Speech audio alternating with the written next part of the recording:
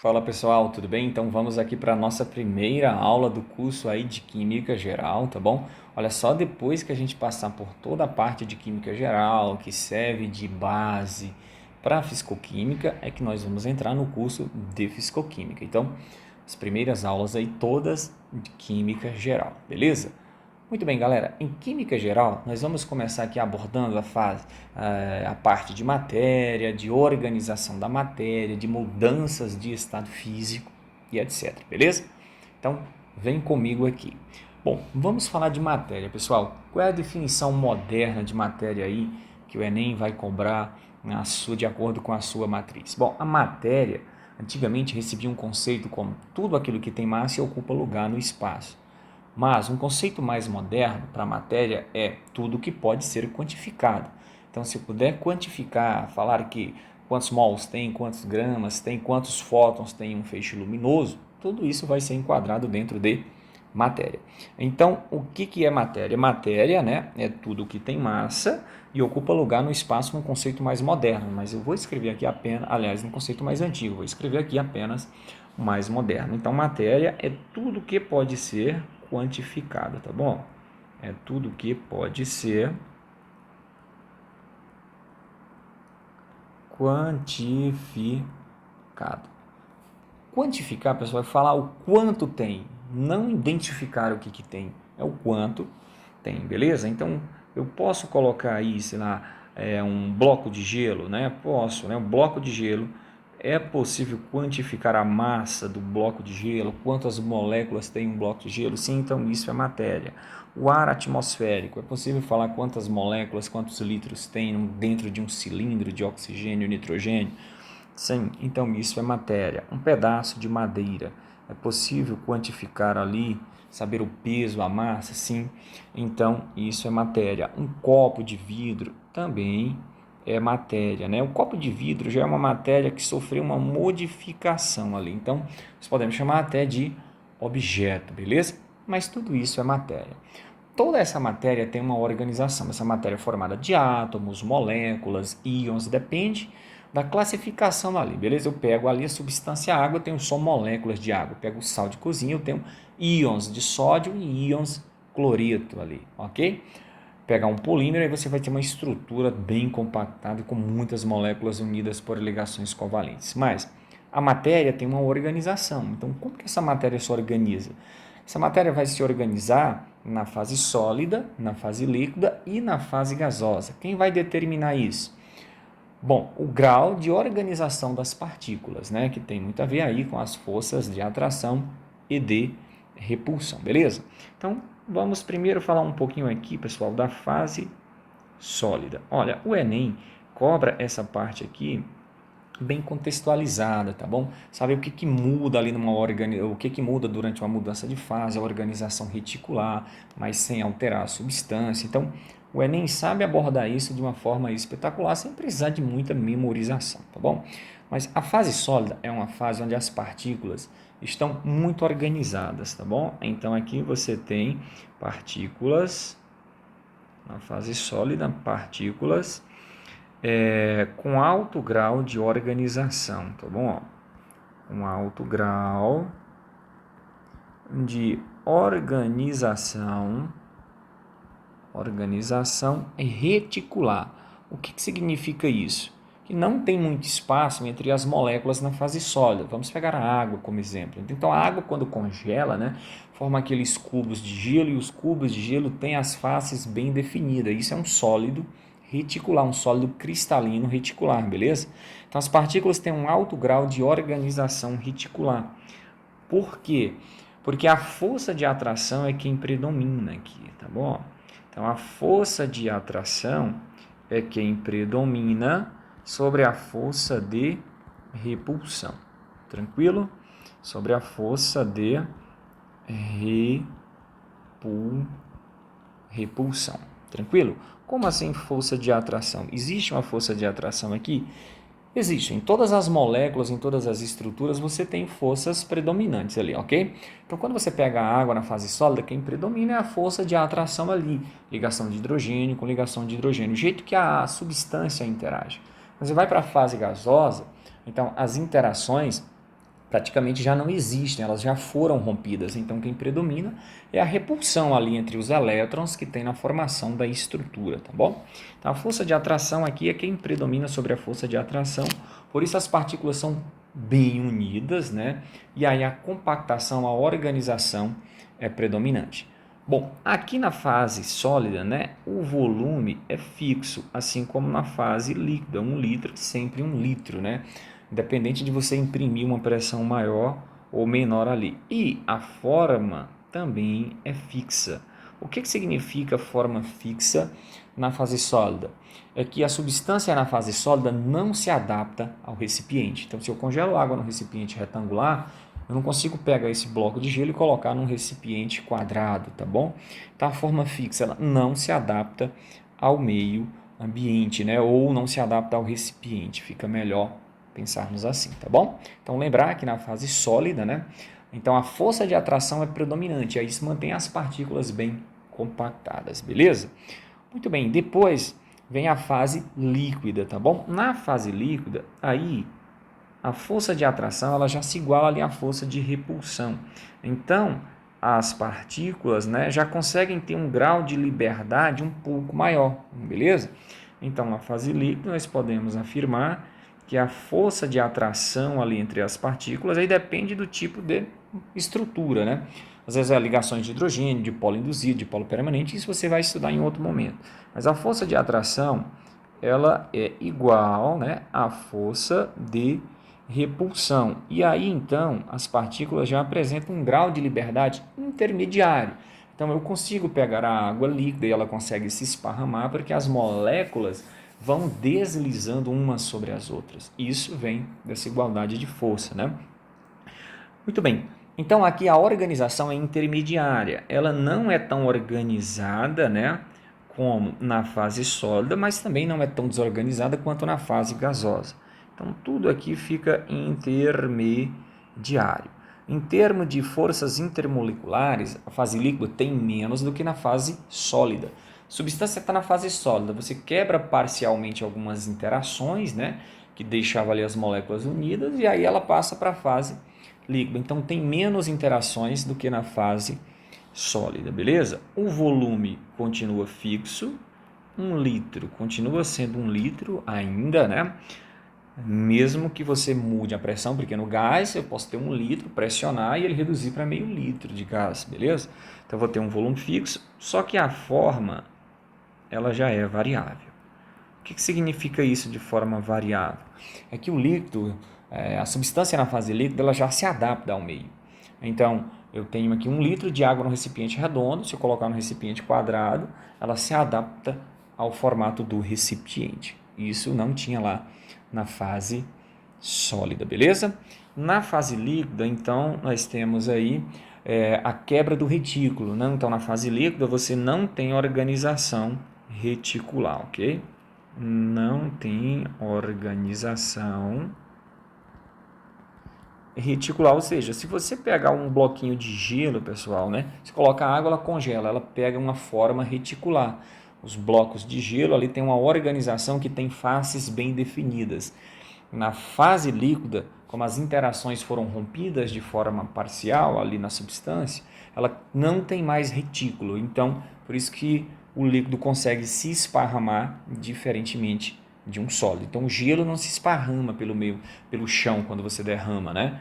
Já a água líquida se esparrama porque já tem mais liberdade entre as moléculas, beleza? Muito bem, e depois disso ainda nós temos a fase gasosa. Na fase gasosa, então você praticamente não tem mais interações entre as partículas, né? Você tinha a fase gasosa, que quem predominava era a atração entre essas estruturas, você rompeu isso de forma parcial, passou para a fase líquida, rompeu praticamente todas as interações e as moléculas se afastaram, tá bom? Então aqui na fase gasosa, quem predomina agora é a força de repulsão. De onde vem a repulsão, por exemplo, na água? Dos elétrons que tem ali na estrutura, tá bom? Então a força de repulsão acaba que ela é superior à força de atração. Então, como tem predominância das forças de repulsão, as partículas não vão se manter mais unidas como na fase sólida, né? Elas vão se manter afastadas. Então você tem um bom espaço entre as partículas e por isso os gases podem sofrer expansão. Eu tenho uma molécula aqui, outra molécula aqui, como tem muito espaço, se eu pressionar, né, ela se aproxima, então elas sofrem uma contração. Se eu tirar a pressão, elas voltam, né, e se distanciam porque quem predomina é a repulsão, então pode contrair e expandir com facilidade, beleza? Então, o que faz disso? Tem uma forma variável, ok? A forma é variável e também tem um volume variável, basta você pressionar, beleza? Tem também um volume variável aqui, vamos voltar aqui, volume variável. Isso vai ficar dependendo da pressão que você vai aplicar no gás, beleza? Então no gás você não, no líquido já não tinha organização reticular de sólido, né, com as faces bem definidas. Na fase gasosa, então, isso não existe, beleza? Então vamos lá. Fase gasosa, fase sólida, quem predomina? A força de atração. Isso mantém as partículas unidas, praticamente sem espaço entre elas, ok? Então a forma é variável, o volume é fixo, beleza? Quando você quebra algumas interações, quebra a estrutura organizacional, aí vira um líquido, onde as moléculas já têm um maior grau de liberdade, conseguem escorregar e esparramar umas sobre as outras. Na fase gasosa, então, já não tem mais interações praticamente, e aí as partículas ficam bem distantes umas das outras, com muito espaço, por isso que dá para contrair. Quando você reduz a pressão, dá para expandir. Imagina um balão lá cheio de gás. Você faz isso com o balão, reduz a pressão, o gás volta a expandir, porque quem predomina é a força de atração, ok? Então, na fase sólida, ali você tem moléculas com baixa energia cinética. Na fase líquida, um pouco intermediária. Na fase gasosa, são onde as moléculas apresentam mais energia. Beleza, pessoal? Então, sendo assim agora, nós podemos estudar, né, o que pode acontecer, né, quando você fornece energia, quando você retira energia, e essas estruturas, essas moléculas mudam de fase. Então, nós vamos estudar isso agora nas mudanças de estados físicos, tá bom? Vamos para isso então. Vamos chamar isso aqui de mudança de fases da matéria. Mudar a fase da matéria aqui é mudar o estado de agregação, né? Por isso que o vestibular chama isso também de mudança de estado físico da matéria, beleza? Então, ó, nós temos aqui a fase sólida, certo? Vou circular aqui, né? Vamos colocar aqui a fase líquida e aqui a fase gasosa, né?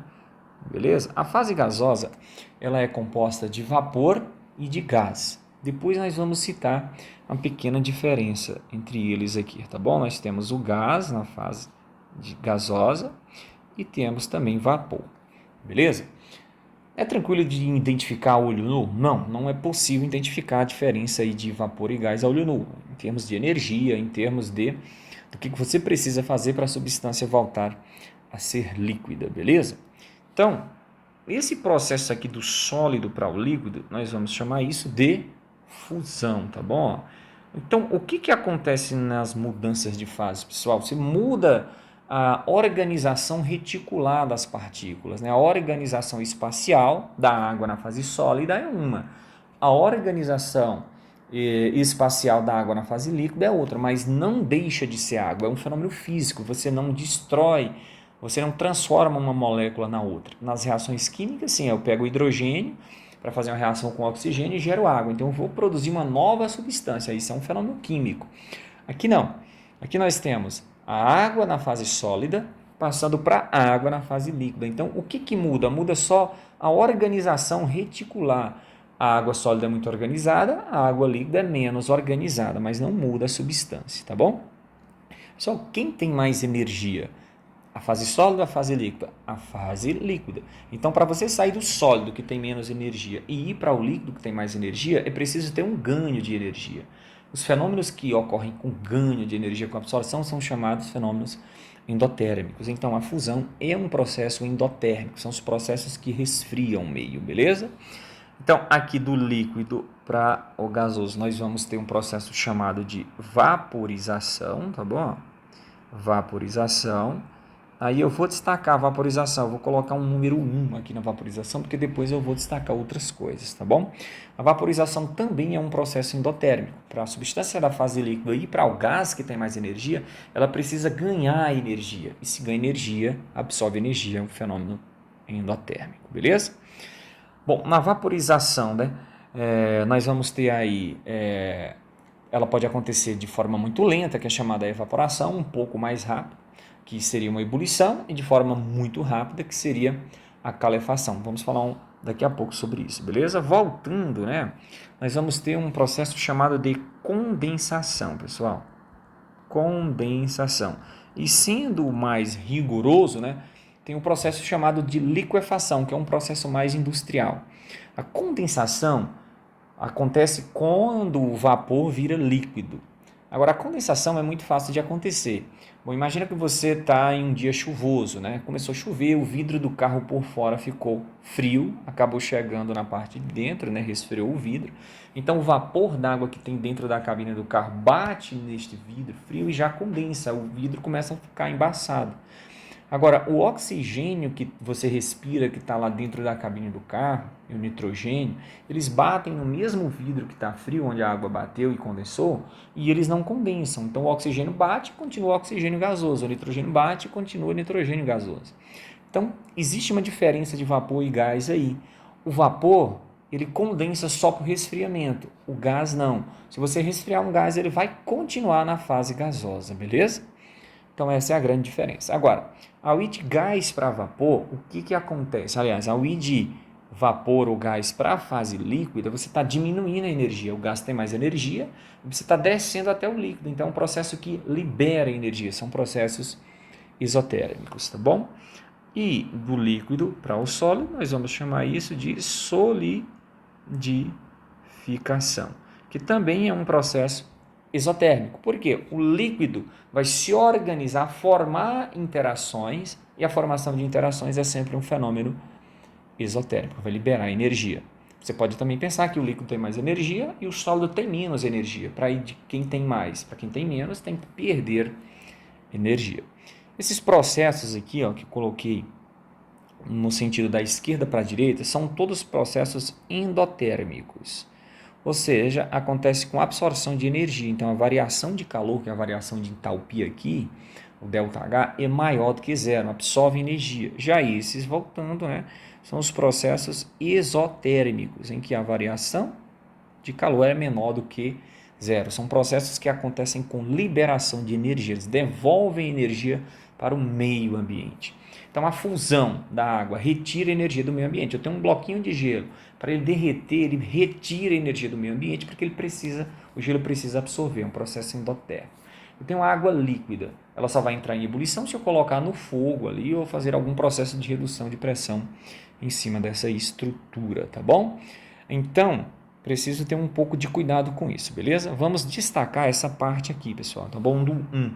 O 1 ali é uma vaporização. Então, a vaporização ela pode acontecer de uma forma lenta, tá bom? Quando a vaporização acontece de uma forma lenta, isso é chamado de evaporação. Então, lavei uma roupa e deixei ela ali no varal enxugando. Ela não enxuga de imediato, né? Ela vai demorar um pouco porque o processo é lento. Algumas moléculas passam para a fase gasosa, depois outras moléculas. Então, é um processo superficial. Apenas as moléculas da superfície evaporam. Depois que as moléculas evaporam, outras moléculas vão evaporando.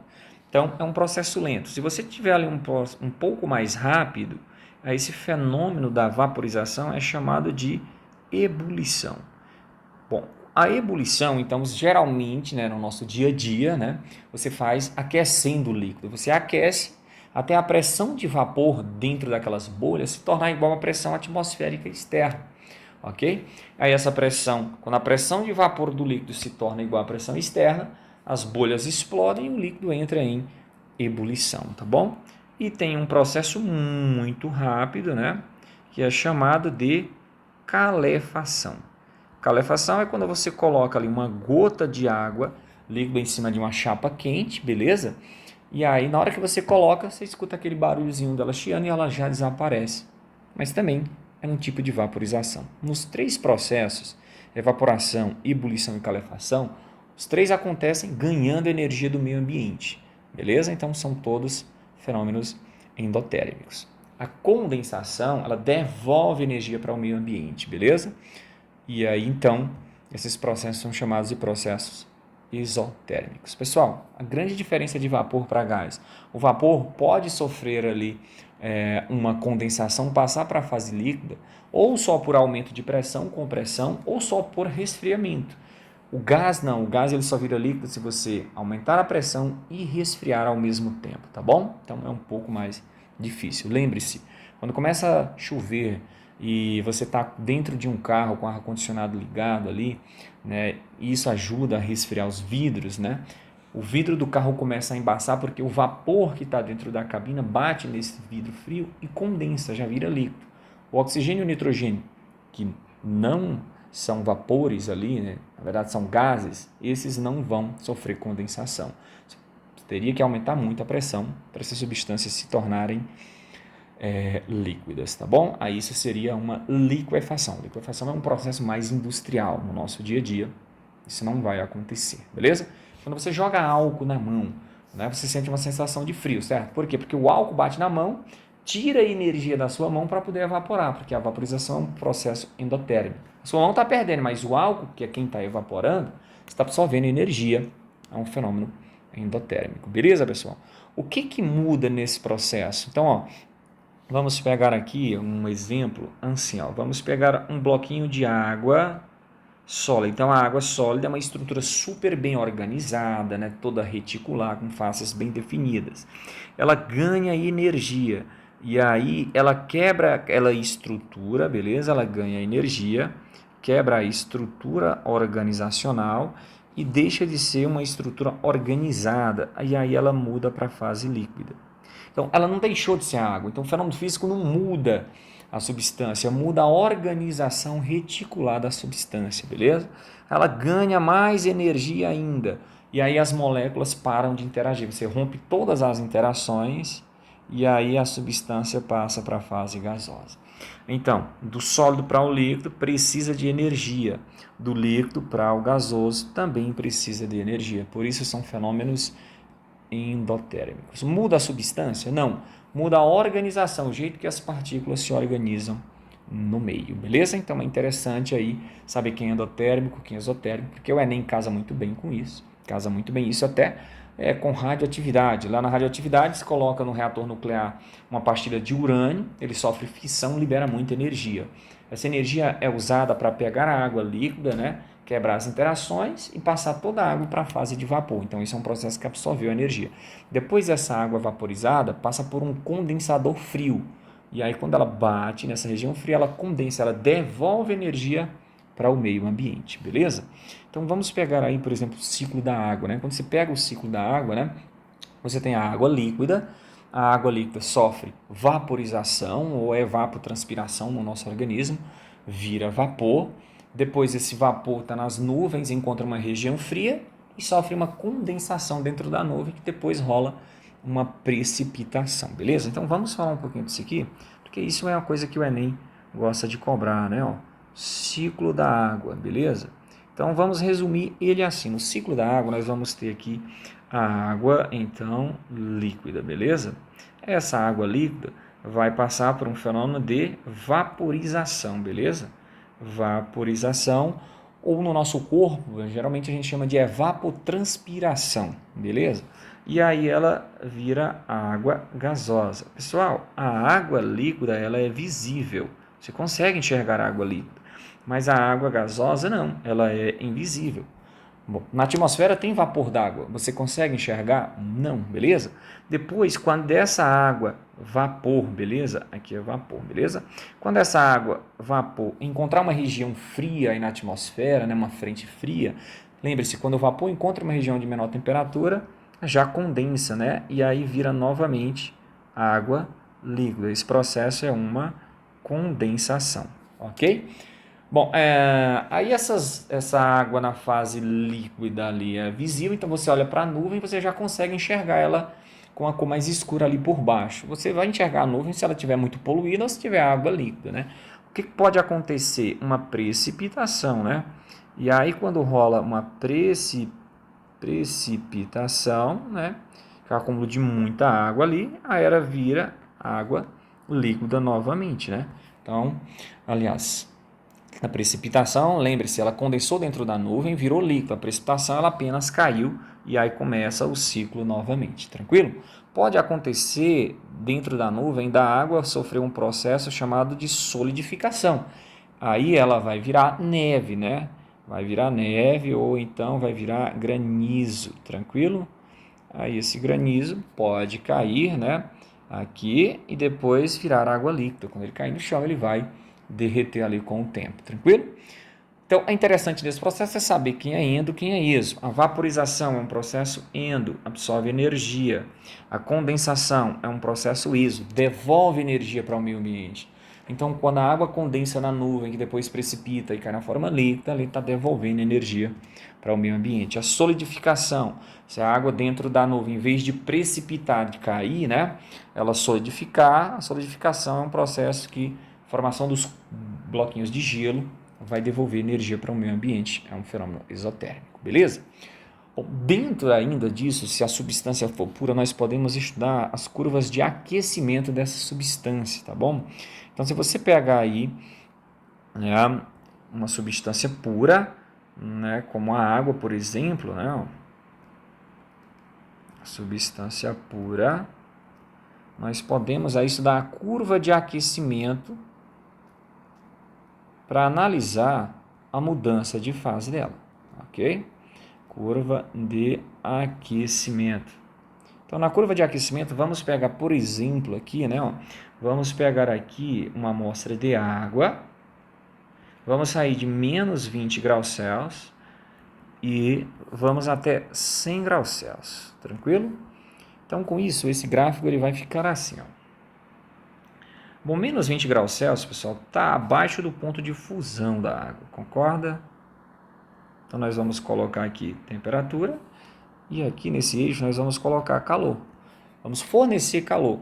Então, quando a água está a menos 20 graus Celsius, ela está aqui na fase sólida, né? Menos 20 ficaria aqui, tranquilo? Então, ela está na fase sólida, aí você vai aquecendo essa água, você está fornecendo, tá? A fase sólida, ela vai ganhando energia, vai aumentando a energia cinética e chega em 0 graus Celsius. 0 graus Celsius é o ponto de fusão da água, então aqui ela começa a derreter.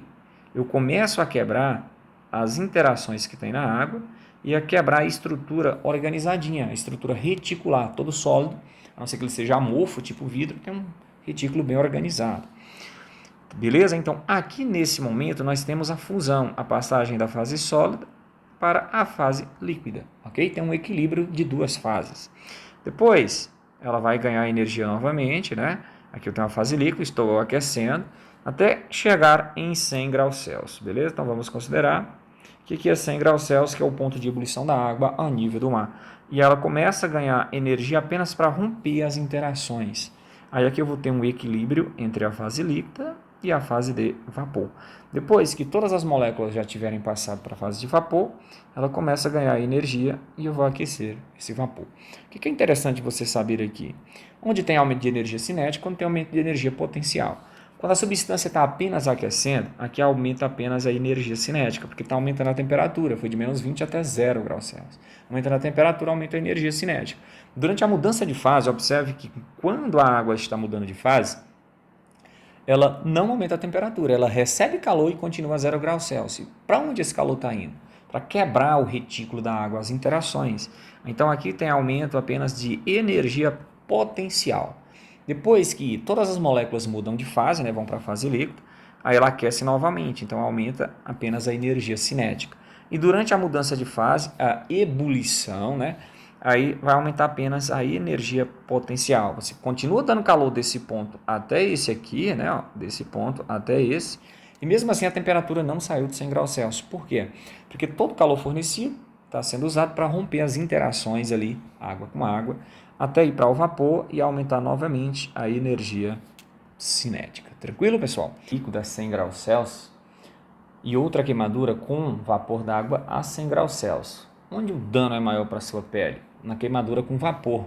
Porque quando a água líquida bate na sua pele, ela não muda de fase. Ela queima porque ela tem muita energia acumulada ali, energia cinética até 100 graus Celsius, né?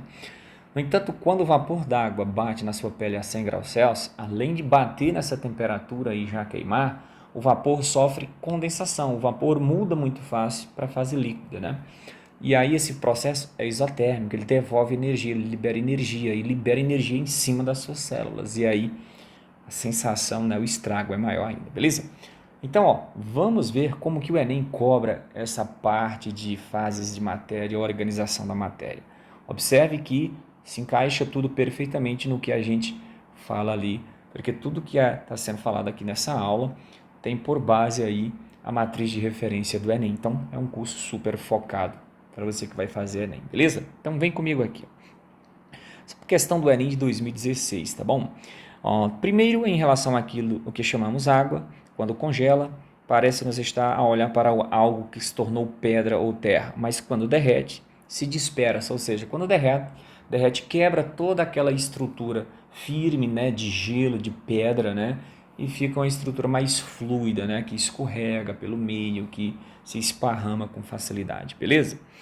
Então, eu já vou passar lá para o comando do exercício, tá bom? Do ponto de vista da ciência moderna, os 4 elementos descritos por Platão correspondem, na verdade, às fases sólida, líquida, gasosa, plasma da matéria, né?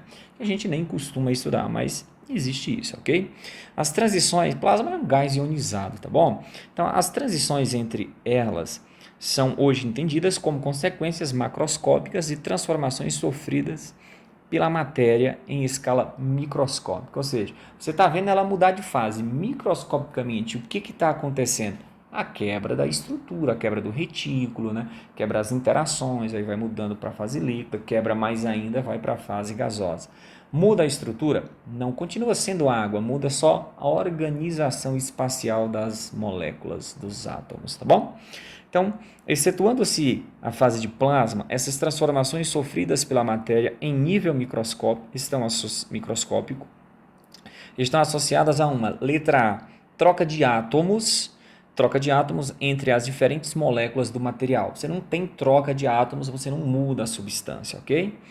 Letra B, transformação nuclear muito menos, é um fenômeno só físico, nem químico chega a ser.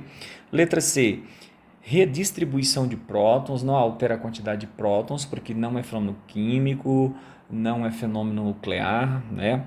Letra D, mudança na estrutura espacial formada pelos diferentes constituintes do material. Rola apenas uma mudança na estrutura organizacional das partículas, beleza? Muito organizado, rompe, vai um pouco mais fluido ali no líquido, rompe totalmente as interações, fase gasosa, beleza, pessoal?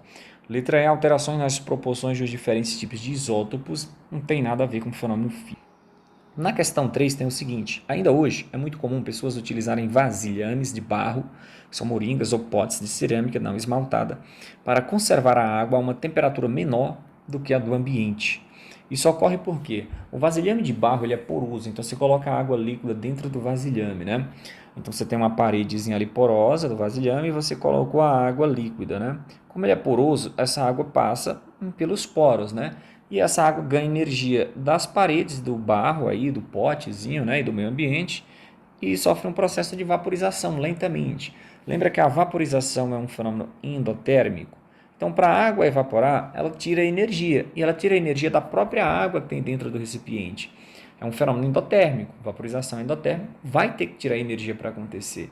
Então, quando essa água que está virando vapor tira energia do restante da água líquida lá, da superfície da água, já que a vaporização é um processo lento e superficial, as moléculas que restam ficam com uma quantidade menor de energia e a temperatura é menor, beleza?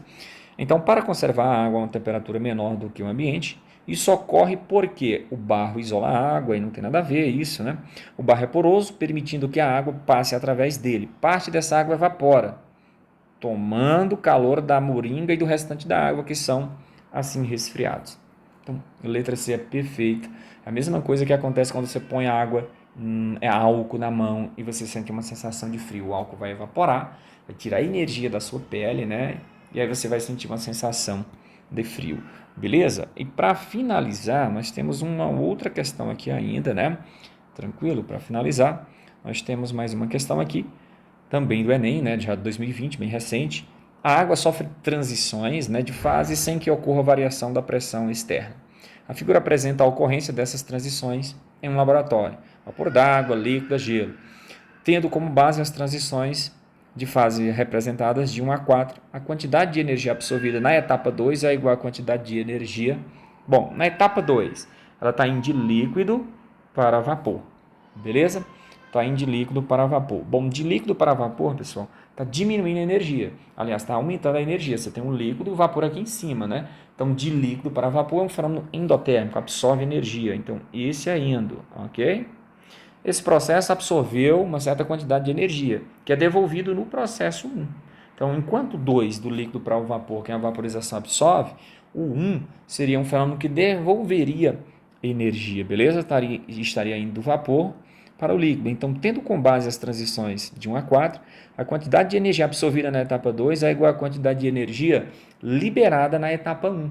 Do vapor para o líquido, está com vapor com muita energia, vai para a fase líquida, diminui a energia, e aí é um fenômeno exotérmico. Então, a quantidade absorvida no 2 tem que ser igual à quantidade liberada no 1. Beleza? Então, liberada na etapa 1 é a letra E dessa questão. Beleza, pessoal? Então, até a nossa próxima aula, ali já com sistemas, misturas e etc. Beleza?